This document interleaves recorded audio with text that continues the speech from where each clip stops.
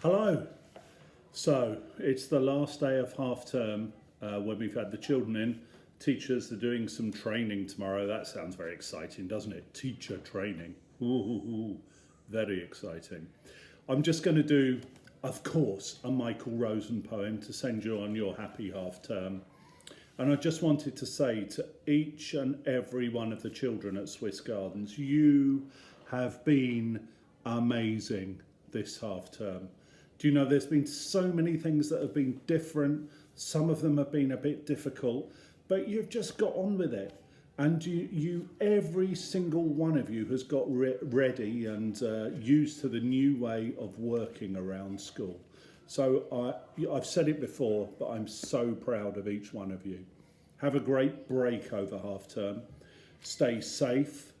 We are saying to you that really probably you shouldn't be going out trick or treating. That's what the local residents in this area have asked. I know that is really, really difficult. Hopefully you'll be able to double make up for it and have fun next year and still have fun at home, and I'm sure you'll do things at home. So have a great half term.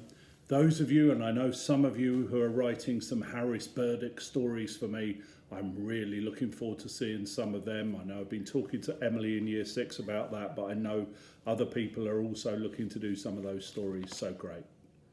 So we haven't had this one yet. And who wouldn't want to have this one? Eddie and the supermarket.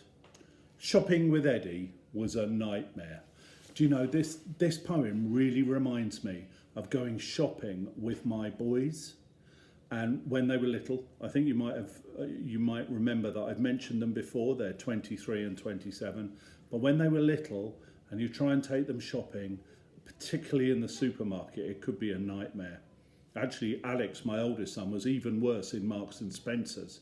He'd go off and hide in the ladies' clothes and we couldn't find him for ages sometimes. We always did find him. Obviously, it's important to stay safe. But this poem really reminds me of shopping with my boys when they were little. Shopping with Eddie was a nightmare. I lift Eddie up and squeeze him into the seat on the shopping trolley. In you get, little fella? So he goes rigid. He turns himself into a little fat iron bar that can't be bent. I can't push his legs through the spaces. In you get, Eddie, push. I said, in you push. Get Eddie, squeeze. Slowly, he lets his legs relax, and I unbend them and thread them into the trolley, and off we go. We're wheeling past the baked beans, and he leans out and grabs a can. Beans! More beans! No, Eddie, we don't need any beans. Beans, beans, beans, beans, beans! No, we don't need any beans.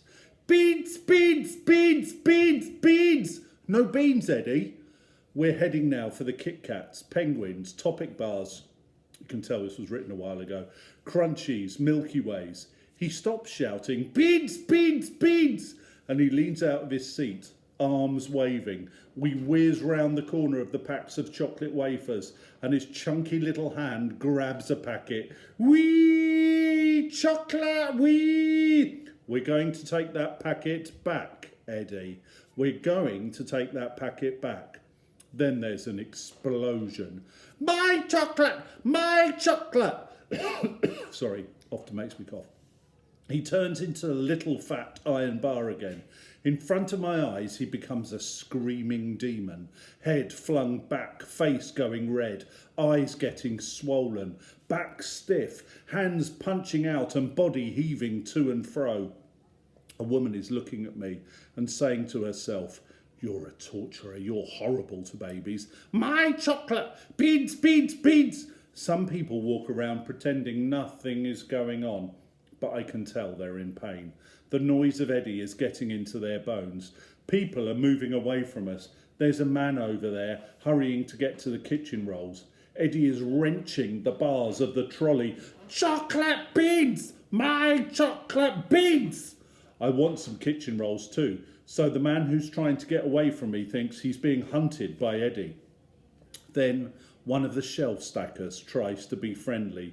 He looks at the screaming blob called Eddie and he winks. and he does some useless trick with his finger, and he said, "Oh, it's not that bad, little one." "Thank you, shelf stacker. Brilliant move." "She is making a fuss, isn't she?" says our jolly shelf stacker. Eddie is veering about so much the shelf stacker can't even tell it's a boy. "Beans! Beans! Beans! Chocolate! Chocolate! Chocolate!" I want to yell my head off too. I want to run round the supermarket waving my hands about, screaming, "Beans, beans, beans!" I want to sit in someone's trolley and bend the bars and drop baked beans cans on the floor and grab chocolate biscuits and drive my dad crazy. Then the security men arrive. They've come to collect the money from the cash registers. There's 4 of them. They're huge, in big padded blue uniforms with crash helmets on, truncheons on their belts. This is my chance. "Eddie, look who's come to get you." He looks, and he stops howling. All around me, people relax. They smile, they chat. I glide through paying my bill. We all float out into the car park. Everything feels nice and easy. When we got home, I find that I have forgotten to get bread, jam, toilet rolls, milk, orange juice, tuna fish and cornflakes. "Dinner time, Eddie," I say. "What do you want?" "Beans," says Eddie. I go to the cupboard. He was right. We've run out of beans.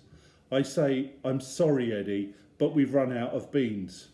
No beans. And he says, "Beans, beans, beans, beans, beans, beans." Michael Rosen is just great, isn't he? You have got to love him.